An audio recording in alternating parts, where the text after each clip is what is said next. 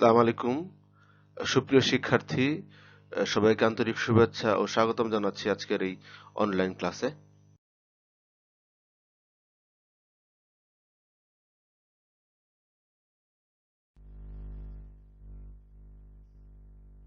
সাথে আছি আমি মোহাম্মদ আজমল হোসেন, সহকারী অধ্যাপক। সুপ্রিয় শিক্ষার্থী, আজকে আমি তোমাদের এইচএসসি রসায়ন দ্বিতীয় পত্রের তৃতীয় অধ্যায় পরিমাণগত রসায়নের কথা বলবো। এর আগে তোমাদের সাথে আমার ফেস টু ফেস এ বিষয়ের ওর এক দুইটা ক্লাস নিয়েছি। আমাদের করোনা পরিস্থিতির কারণে আবার আমাদেরকে অনলাইন ক্লাসে ফিরে আসতে হলো। আজকে আমরা শিখব রাসায়নিক সমীকরণ থেকে উৎপাদ গ্যাসের ভর ও আয়তন নির্ণয় কেমনে করতে হয় এই সম্পর্কিত বিস্তারিত আলোচনা করব। আশা করছি তোমরা মনোযোগ সহকারে ক্লাসটি করবে এবং তোমাদের যদি কোনো প্রশ্ন থাকে, অস্পষ্টতা থাকে, বুঝতে সমস্যা হয়, তোমরা আমাকে কমেন্ট সেকশনে এসে কমেন্ট করে জেনে নিতে পারো, চাইলে ফোন করে জেনে নিতে পারো। সুপ্রিয় শিক্ষার্থী, তোমরা একটি স্লাইড দেখতে পাচ্ছ, যেখানে আমরা বোঝানোর চেষ্টা করেছি কিভাবে একটি রাসায়নিক বিক্রিয়ায় উৎপাদ গ্যাসের আয়তন নির্ণয় করা হয়। এখানে দেখানো হয়েছে উদাহরণস্বরূপ কার্বন মনোঅক্সাইডকে যখন অক্সিজেনে পোড়ানো হয় তখন কি তৈরি হয়? কার্বন ডাই অক্সাইড তৈরি হয়। তোমরা খেয়াল করে দেখবে এই বিক্রিয়ায় 2 মোল কার্বন মনোঅক্সাইড 1 মোল অক্সিজেনের সাথে বিক্রিয়া করে 2 মোল কার্বন ডাই অক্সাইড গ্যাস তৈরি করেছে। তো এই বিক্রিয়ার ক্ষেত্রে আমরা কি বলেছি যে আমরা গ্যাসীয় উৎপাদ সমূহের আয়তন কিভাবে নির্ণয় করতে হয় সেটা শিখব। তোমরা লক্ষ্য করলে দেখবে এই বিক্রিয়ায় আমরা কার্বন এবং অক্সিজেন সংখ্যা বিক্রিয়ক এবং উৎপাদের সমান, এবং আমরা যে ভরের দিকে খেয়াল করি তার মানে কি মূল সংখ্যা সমান আছে, তার মানে কি ভরও সমান আছে। বিক্রিয়কের দিকে খেয়াল করে দেখবে তুমি কার্বন মনোক্সাইড আছে 56 গ্রাম, 2 মোল সমান 56 গ্রাম, এবং 1 মোল অক্সিজেন সমান আছে 32 গ্রাম।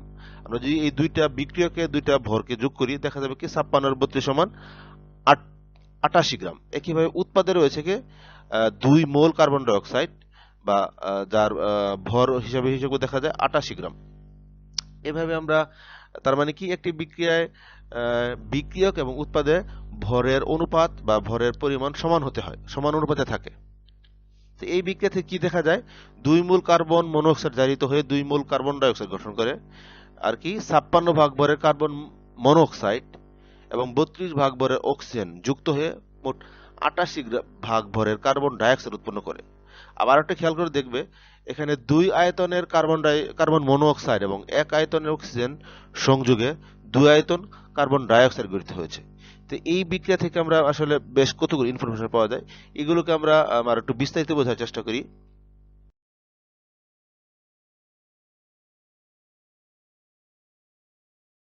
উদাহরণ নিয়ে এসেছি, এখানে উদাহরণে বলা হয়েছে যে 420 গ্রাম লোহিত তপ্ত আয়রনের উপর দিয়ে স্টিম চালনা করলে প্রমাণ অবস্থায় কত আয়তন হাইড্রোজেন গ্যাস পাওয়া যায়। কি বলা হয়েছে?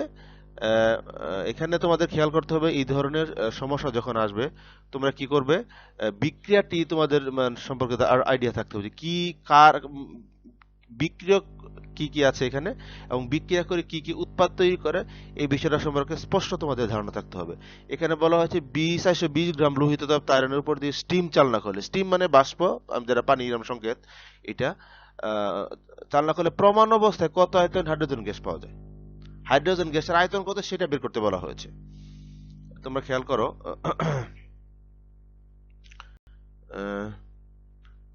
তোমাদেরকে আমি দেখাচ্ছি, এই দেখো এখানে বিক্রিয়া তাহলে লোহের ভর আমরা জানি দেওয়া আছে কত, এখানে 420 গ্রাম দেওয়া আছে। এই 420 গ্রাম হাইড্রোজেনের গ্যাসের আয়তন কত, আমাদের বের করতে হবে। তো এই বিক্রিয়াটা কেমন আসলে? আয়রন এবং পানির সাথে বিক্রিয়া হয়, আয়রন এবং পানির সাথে বিক্রিয়া করে আয়রনের অক্সাইড তৈরি করে Fe3O4 এবং হাইড্রোজেন গ্যাস তৈরি করে। তোমরা আবারও খেয়াল করো এই বিক্রিয়া কি আয়রন এবং পানির মধ্যে বিক্রিয়া হয়েছে এবং উৎপাদ হয়েছে আয়রনের অক্সাইড এবং হাইড্রোজেন। এবং আরো খেয়াল করে দেখবে যে এই ক্ষেত্রে আমরা সমতাকৃত সমীকরণ লিখেছি, আয়রন বিক্রিয়কে যতটুকু আছে উৎপাদে ঠিক একই রকম আছে, একইভাবে হাইড্রোজেন এবং অক্সিজেন সব জায়গায় সমান অনুপাতে দেওয়া হয়েছে। এই বিক্রিয়া থেকে কি লেখা যায়? দেখা যায় যে 3 মোল এই যে 3 মোল আয়রন এবং 4 মোল পানি বিক্রিয়া করে কি 1 মোল আয়রন অক্সাইড তৈরি করে, 1 মোল আয়রন অক্সাইড তৈরি করে এবং 4 মোল হাইড্রোজেন গ্যাস তৈরি করে। এটা গ্যাস আর কি। তো আমরা এর আগে তোমাদেরকে বলেছিলাম, তোমাদের যখন আমি ফেস টু ফেস ক্লাস নিয়েছিলাম তখন বলেছিলাম যে 1 মোল পরিমাণ গ্যাসীয় পদার্থ এনটিপিতে কি পরিমাণ আয়তন দখল করে, 22.4 লিটার আয়তন দখল করে।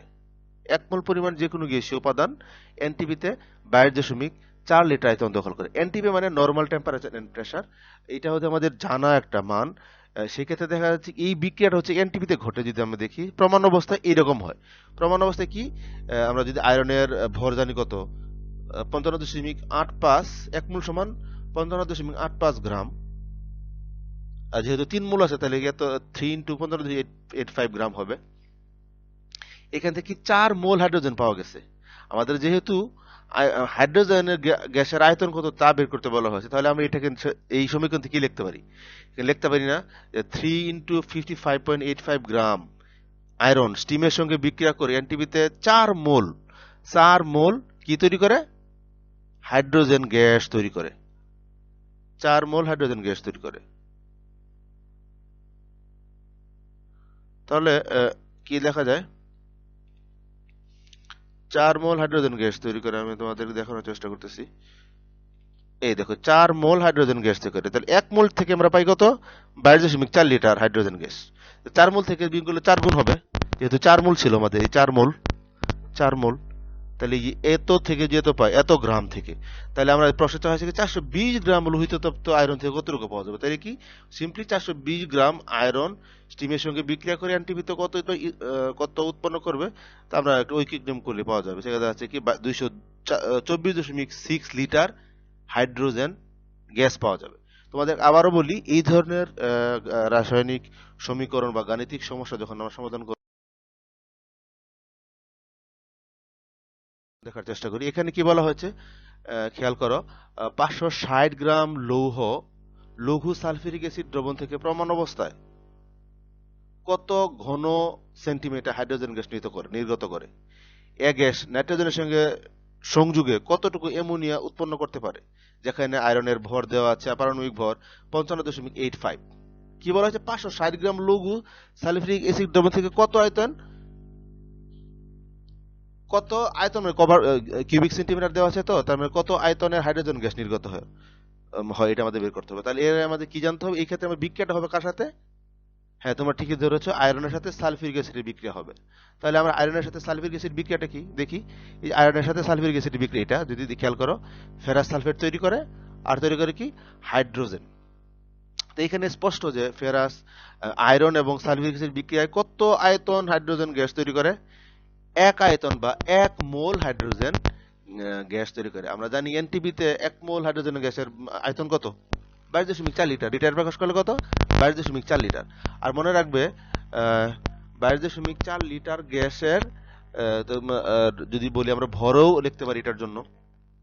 এখানে আমরা যদি বলি আয়রনের এখানে কি 55.85 গ্রাম আয়রন থেকে পাওয়া গেছে কত আয়তন hydrogen gas, 22.4 litre hydrogen gas পাওয়া গেছে। তাহলে প্রশ্ন চাওয়া হচ্ছে 560 গ্রাম লৌহ থেকে কতটুকু পাওয়া যাবে। তাহলে স্বাভাবিক হিসাব করে ফেলতে পারবো, 560 গ্রাম থেকে আমার কত আসে, 224.6 লিটার হাইড্রোজেন গ্যাস। তো এখন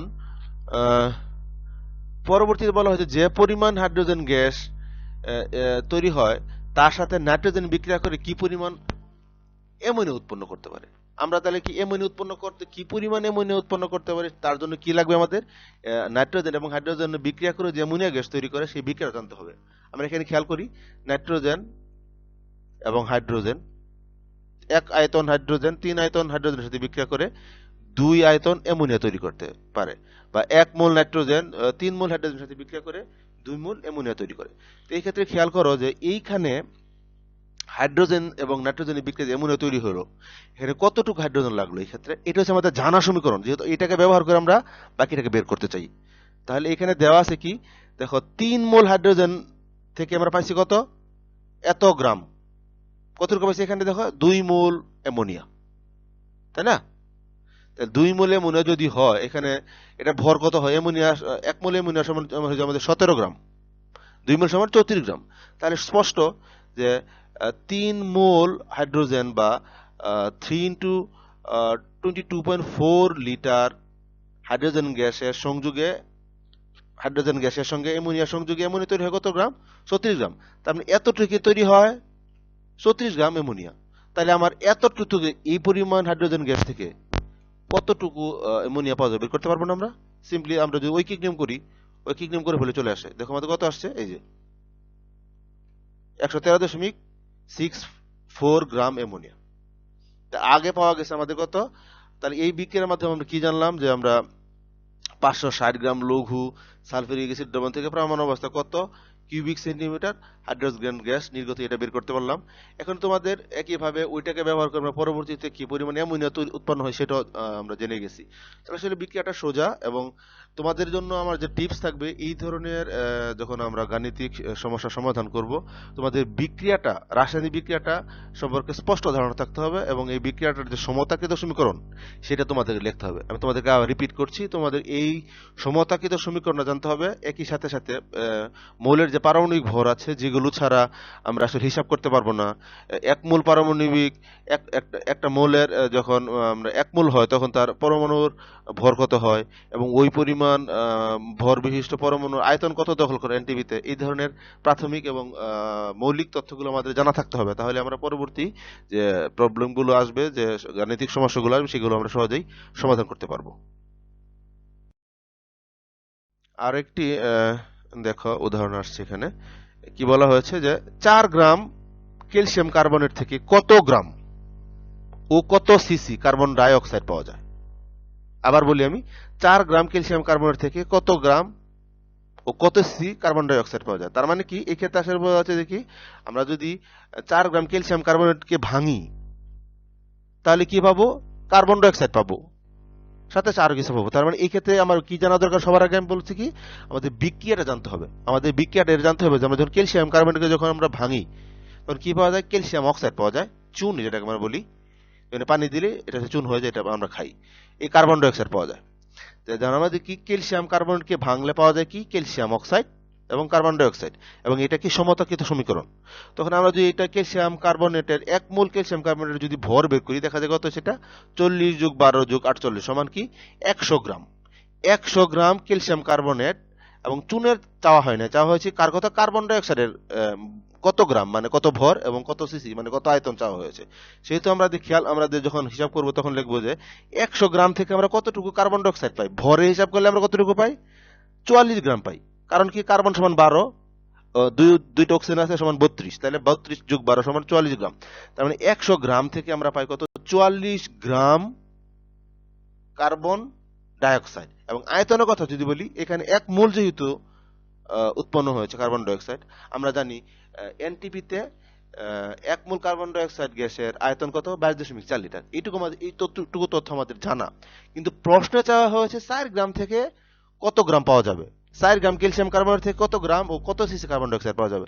তাহলে এইখান থেকে সহজে লিখতে পারবো আমরা, যে ভরের হিসাবটা করি, কার্বন ডাই অক্সাইডের ভর গণনা সমীকরণ থেকে লেখা যায় 100 গ্রাম ক্যালসিয়াম কার্বনেট থেকে 44 গ্রাম কার্বন ডাই অক্সাইড পাওয়া যায়। তাহলে এখানে আমাদের 4 গ্রাম দেওয়া আছে, 4 গ্রাম থেকে কতটুকু পাওয়া যায় সিম্পলি বের করে ফেলতে পারবো। কত আসে আমাদের? 1.76 গ্রাম। তাহলে কি পাওয়া গেল? আমরা কত গ্রাম বা কতটুকু ভর পাওয়া যায় সেটা আমরা জেনে গেলাম এখান থেকে, যে 4 গ্রাম থেকে পাওয়া যায় 1.76 গ্রাম কার্বন ডাই অক্সাইড। 4 গ্রাম ক্যালসিয়াম কার্বনেট থেকে 1.76 গ্রাম কার্বন ডাই অক্সাইড পাওয়া যায়। তাহলে আমরা আয়তন বের করে ফেলতে পারবো সহজেই। কার্বন ডাই আয়তন হিসাব করলে কি, 100 গ্রাম থেকে আমরা কত আয়তন পাই? 22.4 লিটার, সহজ হিসাব। তাহলে এই লিখছে যে আবার 100 গ্রাম ক্যালসিয়াম থেকে এনটিভিতে কথা লিখতে হবে। প্রাপ্ত কার্বন ডাই অক্সাইডের আয়তন হচ্ছে আমাদের কত? 22.4 লিটার। তাহলে 4 গ্রাম থেকে কত? সিম্পলি ক্যালকুলেশন করলে ঐকিক নিয়মের মতো 89.6 লিটার কার্বন ডাই অক্সাইড পাওয়া যায়। তো এই ছিল আজকে আমাদের খুবই সংক্ষিপ্ত একটি ক্লাস, বাট জরুরি তোমাদের জন্য।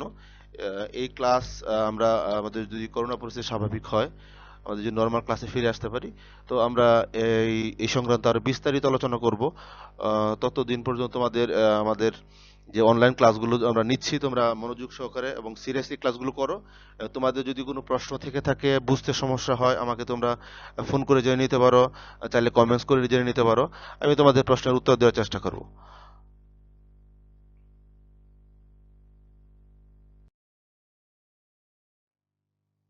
সুপ্রিয় শিক্ষার্থী, আমরা আমাদের আলোচনার একেবারে শেষ পর্যায়ে চলে এসেছি। তোমাদের যদি কোনো প্রশ্ন থাকে, জিজ্ঞাসা থাকে, তোমরা আমাকে কমেন্ট সেকশনে এসে জানাতে পারো, বা চাইলে ফোন করে জেনে নিতে পারো। আমি তোমাদের প্রশ্নের উত্তর দেওয়ার চেষ্টা করব। আমি আবারও তোমাদের সবাইকে আমার এই ইউটিউব চ্যানেল সাবস্ক্রাইব করার জন্য অনুরোধ জানাচ্ছি, যাতে তোমরা ভবিষ্যতে এ ধরনের আরো অনেকগুলো ভিডিও সহজে পেয়ে যাও। এজন্য তোমরা তোমাদের বন্ধুদের সাথে শেয়ার করো, এবং কি ধরনের ভিডিও তোমরা বেশি ইফেক্টিভ মনে করো তোমাদের পড়াশোনার জন্য, বা ভাবো যে এইভাবে করলে আরো সুবিধা হয়, আমাকে জানাতে পারো। তোমাদের এই পরামর্শ অনুযায়ী আমি পরবর্তীতে ভিডিওগুলো বানানোর চেষ্টা করব। তো সবাই অনেক ভালো থাকো, সুস্থ থাকো। অসংখ্য ধন্যবাদ। আসসালামু আলাইকুম।